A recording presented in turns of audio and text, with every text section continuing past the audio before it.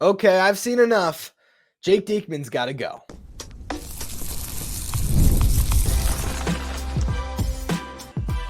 You are Locked On Mets, your daily New York Mets podcast. Part of the Locked On Podcast Network, your team every day. All you amazing Mets fans, you're watching Locked On Mets, part of the Locked On Podcast Network, your team every day. I'm your host, Ryan Finkelstein. If you want to find any of my work, follow me on X at Finkelstein Ryan. You can also find some of my writing at justbaseball.com, where I work as the managing editor. This episode of Locked On Mets is brought to you by Booking.com. Booking.yeah. The right stay can make you a fan of any city, even your rivals. Check out Booking.com for your stay today. Through the first 5 innings of the Mets game against the Nationals, it felt like they were never going to lose to this team all season. They were well on their way to their 6th straight victory against the Nationals, another serious win. They had a great performance by the offense. Tyrone Taylor, Mark Vientos, Francisco Lindor, all 3 of them hit home runs, where Vientos and Lindor, each of them were 2-run shots. So the Mets jump out to a 5-0 lead. Christian Scott is back from Syracuse, making his first start for the Mets in over a month, and he was dialed early. The pitch count was low. He was attacking the zone, getting a lot of weak contact. He carried a no-hitter into the 4th inning with 2 outs before he finally gave up a hit to Jesse Winker, but stranded him, got through the 5th inning, and could have really given up a ton of runs, but was able to navigate through it. He walked the leadoff man, gave up a couple of hits, which scored a run, but gets a huge double play ball, and then he strikes out C.J. Abrams to get out of the jam. At that point, the Mets are up 5-1, and you're through 5. So you feel really good about their chances to get the final 12 outs and end up with a series victory with 1 more to play and a chance to get the rare 4-game series sweep. Then things start to break down. And this is one of those games where it didn't work, so you can criticize Carlos Mendoza. I felt like he made all the wrong decisions with managing the end of that game. Granted, there's been other games where he makes all the right decisions, so I'm not trying to begrudge him as a manager. I'm not trying to say that there's some problem there with Mendoza or he doesn't know how to manage his bullpen. But there were some curious calls that I didn't like, and they all blew up in his face. The first one was even pitching Christian Scott in the 6th inning. He had been on a lower pitch count in the minor leagues, and they did say he was, full bore. He was ready to go. He could give them 95 pitches. So in some respects, I get sending him back out there, but that was a really tough 5th inning to get through. And Adrian Hauser should have been good to go. So I would have liked to see them just go to Hauser, have him shorten the game, maybe get you through the 6th, the 7th, potentially the 8th, and then hand it off to a Reed Garrett maybe and just get out of Dodge with the win. Obviously, you never know. Hauser could have come in and he could have looked terrible, and everyone's saying, why did you pull Christian Scott with 82 pitches? But I'll tell you, I was surprised that Scott went back out there for the 6th inning. And, first pitch, he gets an out. So, all right, maybe this is going to work out. Then he gives up a pair of hits, and they have a mound visit with Jeremy Hefner going out there. They really were committed to letting Scott work his way through that inning. I think part of that is sort of a new way that they're trying to get through these games, knowing how light they are in that bullpen and just trying to get as much length as possible from your starters. But this is a kid, okay, who is making his first start in the big leagues in a month. The adrenaline level that he, probably experienced and the energy that he expended in those 5 innings compared to what he'd been doing down in Syracuse, which was just basically low intensity, 4-inning spurts, keep your pitch count up, but you're just sort of buying time down there. Felt like a lot. So they have him go back out and try to get through that jam after the mound visit, and he does get an out. But even then, I thought, all right, maybe you pull him. Maybe you go and you get Adam Ottavino up to, or Adam Ottavino was up. Maybe you grab Ottavino to get the final out. They try to get him through that 6th, and Christian Scott hangs a sweeper to Luis Garcia, who hits a 3-run homer, and that marks the end of the day for Scott, and all of a sudden the game got a lot closer. With all of that said, I don't think that was the worst decision that Mendoza made. To me, that came the following inning. Okay, so in the 6th, Adam Ottavino got the final out. 7th inning comes around, and Ottavino gets the first 2 outs with ease. So at this point, he'd gotten 3 outs on 13 pitches. He threw 9 strikes. C.J. Abrams was coming up, And he is the one guy that scares you, especially in a one-run game. He is their best player. So I understand the worry about Abrams and the fact that he might hit a home run and tie the game, but Adam Ottavino was rolling, and the guy that he grabs is Jake Diekman. Jake Diekman is the lefty in the bullpen, the lone one right now. So I understand why that's the guy you were looking at.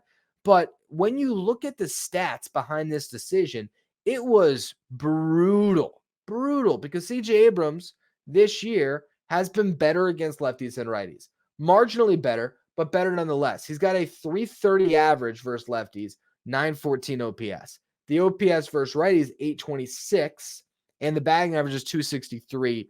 He's hit more home runs against righties than lefties, but the slug has been better against lefties because he's hitting 330. So you could make the argument, all right, CJ Abrams has a better chance to go yard against a righty than a lefty. Fine. Okay. But can't Adam Ottavino pitch carefully to CJ Abrams? And then you have Lane Thomas on deck. By putting in Jake Diekman versus Abrams, you set him up to have to face Thomas. Why does that matter? Because there's drastic splits with Thomas. Against left-handed pitching, he has a 919 OPS.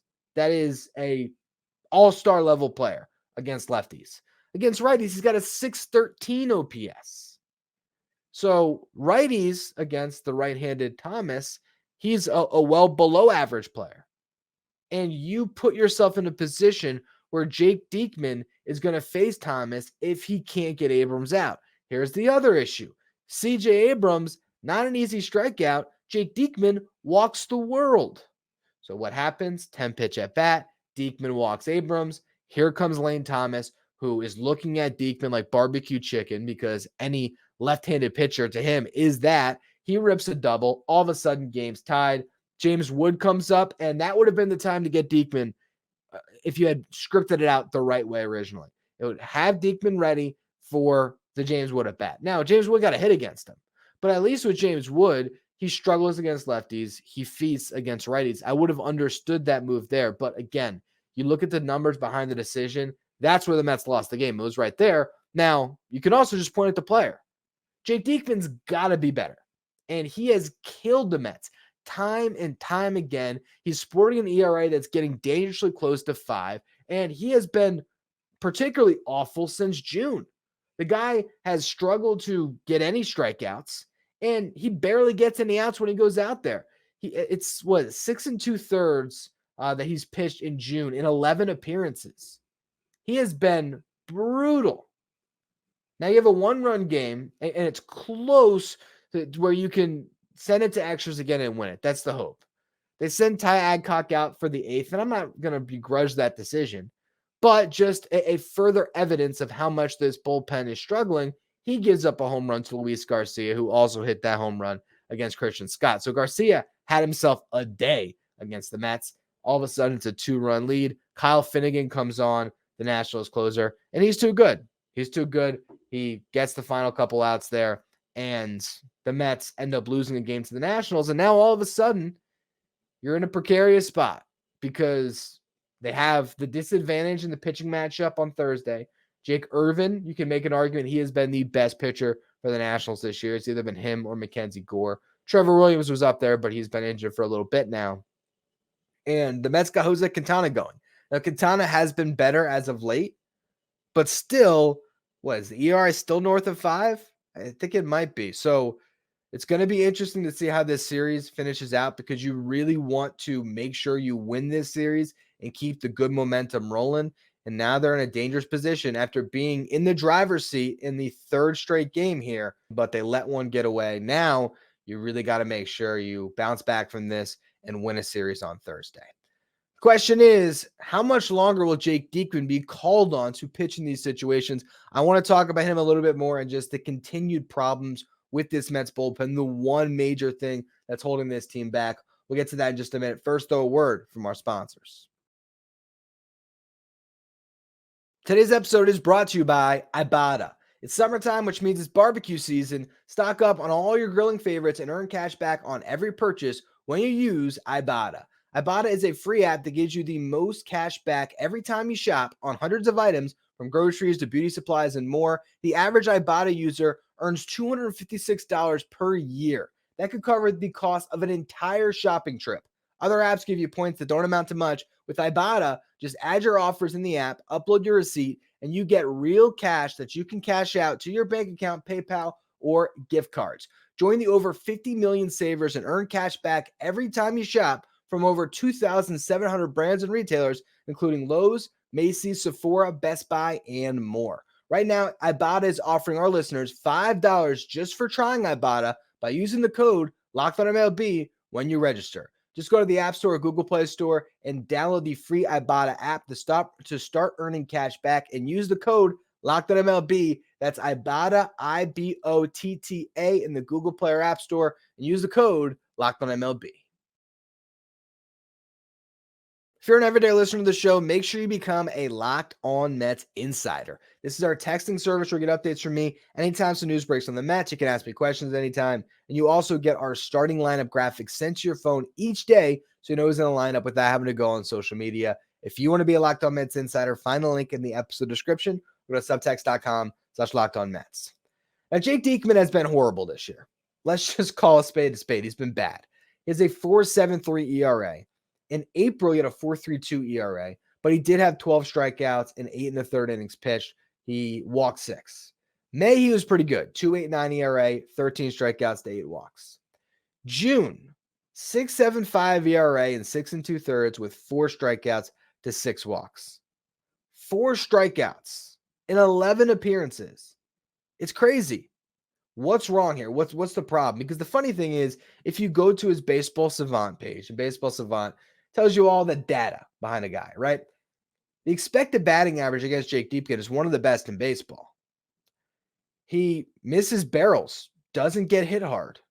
All those things are good. He's not the pitcher that is going to get teed off on. What's the problem? He's not getting any chase. So he actually mentioned this after the game today. Non-competitive misses outside of the zone. He's not getting guys to bite and racking up the strikeouts. When he's rolling and that sweeper looks as good as it can be, guys are swinging through it and he's getting those strikeouts. And this year, no one's hitting the sweeper. He's got a 0.43 batting average against that pitch. No one's really hitting the fastball either, 164 batting average. But he's walking the world and no one's chasing. And that's the problem with Jake Diekman.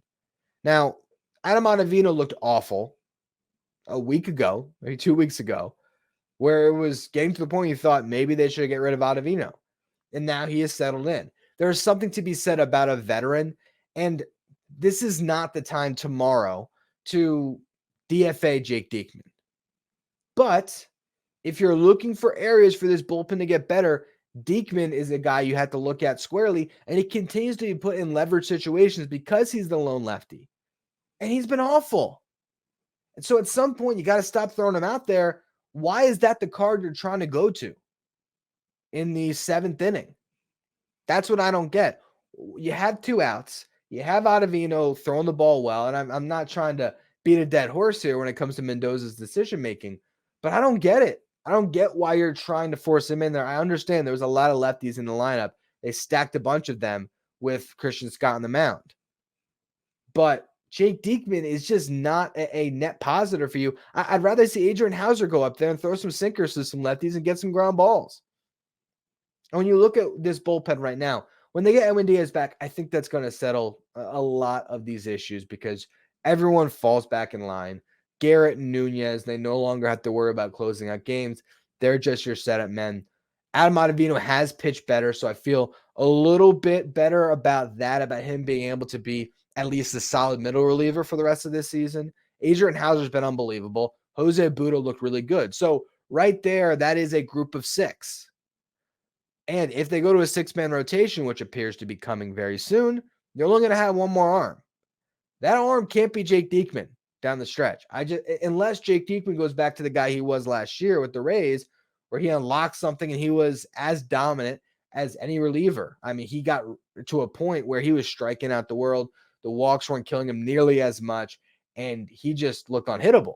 And there was stretches, if I remember when the Mets signed him, when there was multiple appearances in a row where he was not giving up any hits. And again, he's not getting hit hard. He's walking too many batters, and he's not putting them away. So that's got to change, or you have to make a move. The problem, what do? Ty Adcock gave out the home run. Yeah, you could option him down and grab a lefty. But who are you grabbing? Danny Young can't come back for a while. I think he has looked the best of any Mets left-hander throughout this season outside of Brooks Raley, who, man, how much are the Mets missing him? Because if they had Brooks Raley, I think this team probably has at least 3 more wins, at least, conservatively, because that's how good Raley was. And, man, it would have been great to still had him instead of seeing him go down with the Tommy John. Drew Smith's out. So you look at your options. You have Josh Walker and Danny Young. Josh Walker hasn't gotten an opportunity in a while. He just pitched again in Syracuse tonight. He hadn't gone for a little bit. I don't know if he was a little banged up, but now he got back on the mound, pitched a scoreless appearance. I think he got 5 outs tonight. Didn't get any strikeouts, but a solid outing. Danny Young, like I said, there was moments where he looked really good, but he came back recently, had 3 straight appearances where he gave up 2 runs. None of these guys really look like the answer as a left-hander reliever, and that's a real area of concern where the Mets might have to make a move at the deadline. I mean, Tanner Scott would be the dream. It's just how much does it cost to acquire a closer and a rental closer nonetheless when you have a team here too that how much are you buying into them? How much are you giving up in prospect capital to invest in this roster? If they're right there with the Braves atop the wild card heap, all right, maybe you're more convinced. But if the bullpen blows 4 more games this month that are in hand, you might not be in position to add. So it's this weird catch-22. To me, the lefty I'd call up right now is Joey Lucchesi. Okay? I'm at the point with this Mets team, you have 9 guys when everyone's healthy that are big league caliber starters. So to me, I put the other 4 in the bullpen and just go with Diaz, Nunez, and Garrett for all I care, honestly. Or the other 3 in the bullpen, and I guess you keep Ottavino too if it's a 6-man rotation. Regardless, like to me, even though Jose Budo could be a really nice answer for this rotation, I feel like he's what? With this current team, he's the reliever you trust 3rd or 4th most. When Diaz comes back, maybe that's 5th, but I trust he's going to go out there, throw strikes, and get outs. Just how Adrian Hauser has been doing it. I'd want to see Tyler McGill in that bullpen potentially. And Joey Lucchesi, maybe he's the lefty. Got good splits. Lefties do not see him very well. Maybe that fastball plays up even more with the curve when he's coming out of the pen. Fastball curve, that's all he'd need as a reliever. And I think he could actually be pretty dominant potentially. But at least I'd hope he would throw strikes, which Diekman has not. Now, there are some other options that have been kicked around. So here are the names that the Mets are sort of talking about as guys that could help solidify this bullpen. You have Eric Orrs. Now, he was great in Syracuse in the month of June. 1.69 ERA, 17 strikeouts, and 10 2/3 innings pitched. A guy that was drafted in the 5th round in 2020, worked his way through the Mets system. He might be the next diamond in the rough, you hope. So maybe we see Orrs. That one could happen tomorrow. If they want to, Adcock goes down, Orrs comes up. That might be the move. Beyond that, you have 2 pitchers that are rehabbing. Bryce Montes de Oca, who gave up 2 runs in his first appearance in AAA after carving up hitters prior to getting up to AAA. And Tim Healy did a really good piece about the Mets bullpen, and he had quotes in there from Hefner and Carlos Mendoza just talking about the pitching that's in the minor leagues. And it sounded like, from a quote that Mendoza said, it's a little bit of a longer road for Montes de Oca to get back, which makes sense. He's coming off Tommy John. Shintaro Fujinami, it could be a little bit sooner than you might think. He is maybe in this mode of getting an appearance at each stop throughout the Mets farm system. Had one in the Florida Complex League, had one in Low A with Port St. Lucie, and now he had one in Binghamton. So he did skip Brooklyn. And his appearance in Binghamton was great. I think it was 8 pitches, 2 strikeouts, perfect inning. He has not allowed a hit in his rehab appearances so far or walked a batter. Remember, Shintaro Fujinami is a guy that can throw 102 miles per hour. So maybe he is an answer. We were all thrilled when the Mets signed him, and then he just couldn't throw a strike. They've been working with him on not being so tied up in his mechanics because apparently he got in his head about, okay, I need my leg to do this. And if you're thinking about how you're throwing the baseball, if you're thinking about your mechanics when you're out there, you're doomed. Okay. Working on your mechanics, that's for bullpens on the side in between outings. That's when you focus on that stuff. That's for, your throwing program.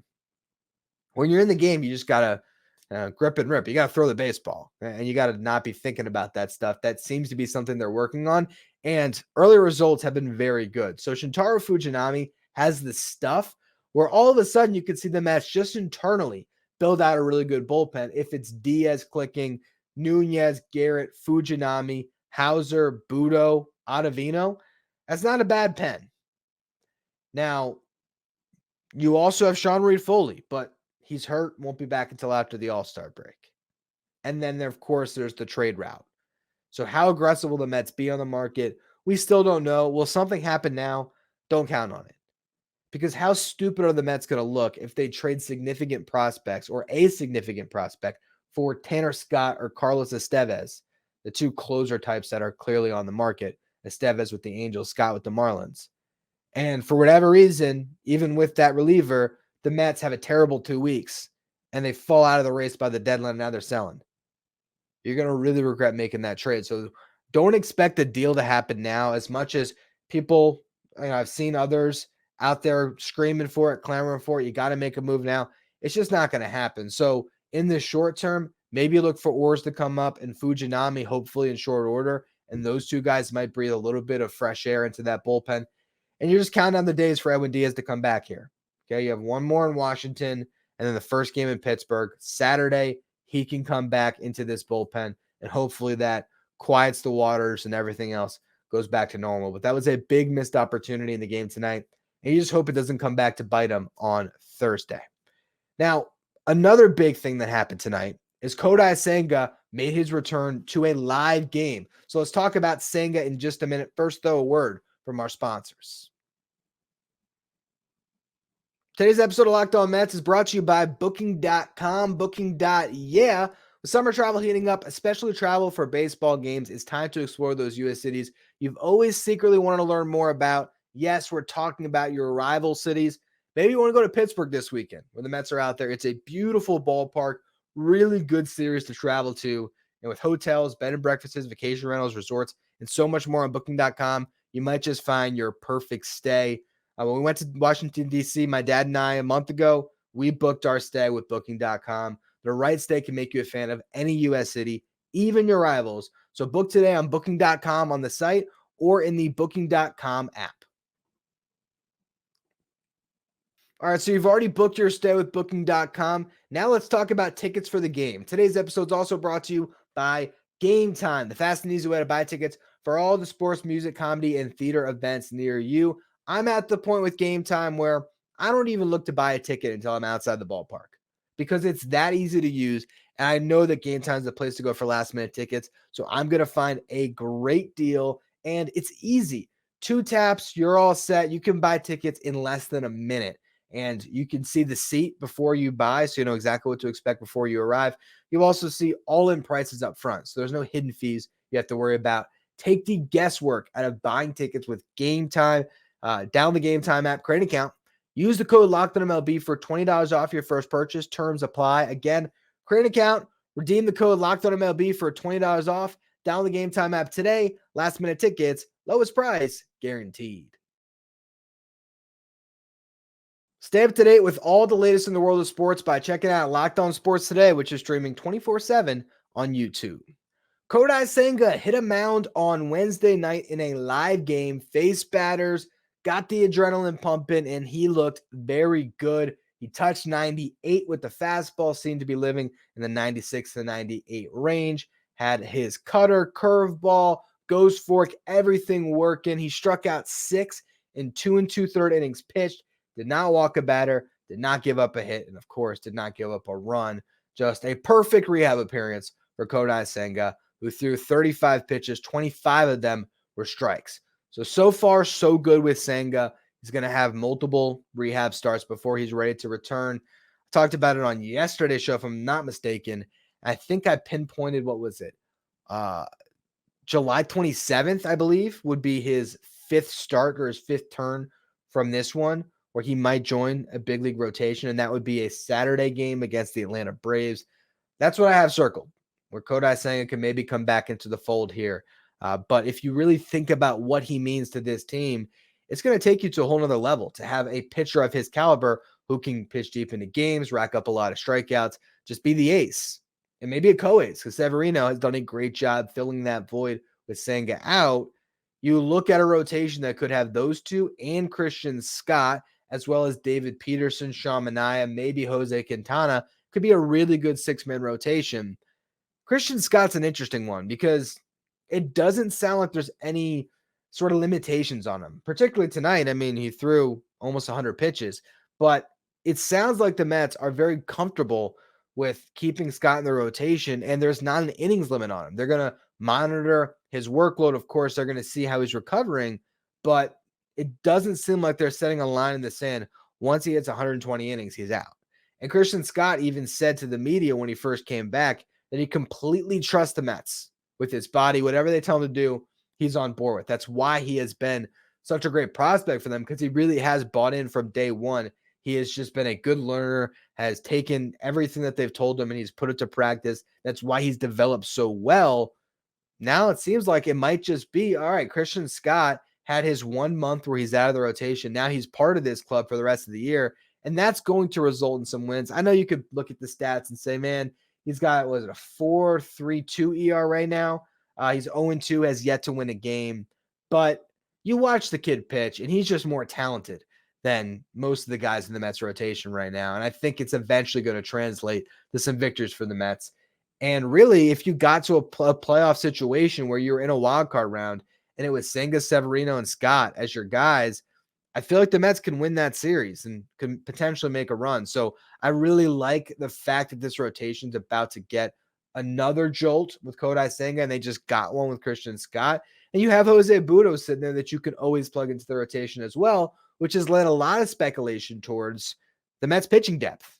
Mike Puma has been sending out reports that teams are interested in the Mets pitching, and they have to make a decision on what they're going to do with all that pitching. Obviously, if they wanted to just focus on prospects, they would trade Luis Severino. He's a rental. He's pitched great. He would fetch you a haul at this deadline.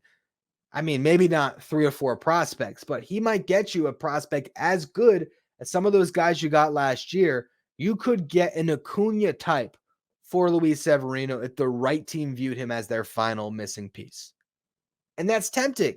That's 6 years of control of a big leaguer potentially for half a season of Severino when there's not even a guaranteed chance you're going to make the playoffs.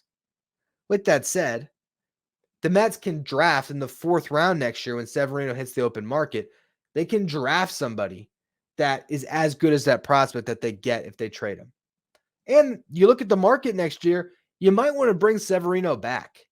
There's not, I mean, as much as we touted this as a free agent class that's full of pitching, Shane Bieber went down because that's one off the board. Walker Buehler has not come off Tommy John looking like the guy he was pre-Tommy John. It's early.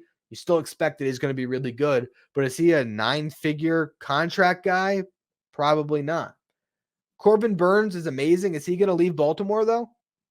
That's the guy that you want, but what's going to happen there? So a lot of these pitchers have sort of fallen off a little bit. Max Fried maybe is the other one that looks great, but is he going to sign with the Mets? So Severino might be your best option in free agency too. You trade him. Are you going to be able to get him to come back? As much as it's a great idea on paper to say, hey, you just take the same team that you got, you plug Senga in a Severino spot, the team shouldn't take a step back, and you'll roll.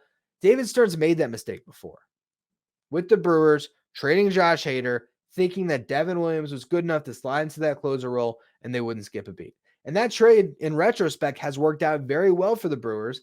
It ended up in a long, winding road, netting them William Contreras, who, did he get the All-Star game nod? I'm not positive on that one. But regardless, William Contreras for Hader, through, again, a series of moves, because it was Estrella Ruiz who was traded for Contreras, and Ruiz came back in the Hader deal. Yeah, it worked out. But you also were in the driver's seat in your division that year, in 2022, I believe. And they blew it after trading Hader. So if you want this team to go anywhere this year, you got to keep Severino. So all these reports out there about the Mets trading their pitching, I don't think it's Severino. I don't think it's Sean Manaea. I don't even necessarily think it's Jose Quintana if they are in playoff position or right there at the deadline. I think they're going to keep all of those guys. The name I would look at, honestly, is Tyler McGill. The other one is Joey Lucchesi. And you'd say, what value do those guys really have? Tyler McGill just got optioned to AAA. Aaron Savali was just traded for a prospect. He was on the Rays. He got dealt to the Brewers. Savali has an ERA over 5 this year. Now, he's got more of a track record than McGill, but stretched out, major league caliber pitching is going to net prospects at this deadline because so many teams need it. So the Mets can take number 9 and 10 on the depth chart potentially and flip them at the deadline and get some value while still having enough pitching to get through this year. With that said, if you're in the Rays trading any pitching, it's still a dangerous game because all of a sudden a couple guys go down and you're regretting making that move. We'll see. Last note I had on the show today before I will let you all go. And then, depending on when you're listening to this, you got a game right around the corner. Happy 4th of July, everybody. An 11 o'clock start. Weird one today. Luisangel Acuna. Talked about him a lot on yesterday's show and threw out the idea that maybe he was going to get called up. Now, the reason why I was speculating on that is because he was pulled from a game when, yes, it was a blowout game. The Syracuse Mets were losing 16-4. But you don't pull prospects from games just to protect their legs. He's 22 years old. It was the 9th inning. It was 1 at bat. There had to be a call that was made to Syracuse to say, get Acuna out of that game, or there was some injury thing. Maybe he had a cramp, dehydrated, whatever it is. Here's what I will say after I had some more time to think about it and chew on it. Why I believe he was pulled from that game is because Harrison Bader crashed into the wall. And the Mets at that point probably weren't sure what was going to happen. And if Bader had to go on the IL, who was going to be the guy that was going to get called up to play center field? I think it was going to be Acuna. So what that tells me is if you get to a point where you have a need on the big league roster, they're comfortable promoting Luisangel Acuna. Now, Bader seems to be fine. JD Martinez is back in the lineup. There's no need for him at this current juncture. But if second base continues to be a black hole whenever McNeil's on the field, and Iglesias cools off, which it's hard for him not to be honest, because of how hot he's been, it's just bound to come back down to earth a little bit. Acuna could still join this team. And as I went through on yesterday's show, if you didn't listen to it, you can check it out. There is a clear roster fit for Acuna right now where I think he'd make this team better. I don't necessarily believe they're going to make that move right now. But the next time there's a need on the big league roster, don't be surprised if it's Acuna that gets the call, depending on the position of need. Anyway, that's going to be all for today's edition of Locked On Mets. As I mentioned, July 4th, early game. Hope you all enjoy it. I'll be back for a show tomorrow breaking down whatever happened to close out this series against the Nationals and previewing what lies ahead against the Pittsburgh Pirates. We also might talk a little bit of prospects for our Friday Farm Report, so make sure you check out that show. If you're listening on the audio side, follow, rate, and review wherever you get your podcasts. If you're watching on YouTube, hit that subscribe button or try to make a push to 9,000 subs. We are now within 100, and the goal is to get there by the All-Star break. So I really appreciate all of you who continue to subscribe and get us closer to that goal. If you want to be a Locked On Mets insider, find the link in the episode description. Go to subtext.com/LockedOnMets. Thank you for making Locked On Mets your first listen or your first watch every day. Now for your second watch, check out Locked On Sports Today, which is streaming 24/7 on YouTube. Locked On Sports Today is the place to go for all the latest in the world of sports, and they also stream 24/7 on Amazon Fire TV.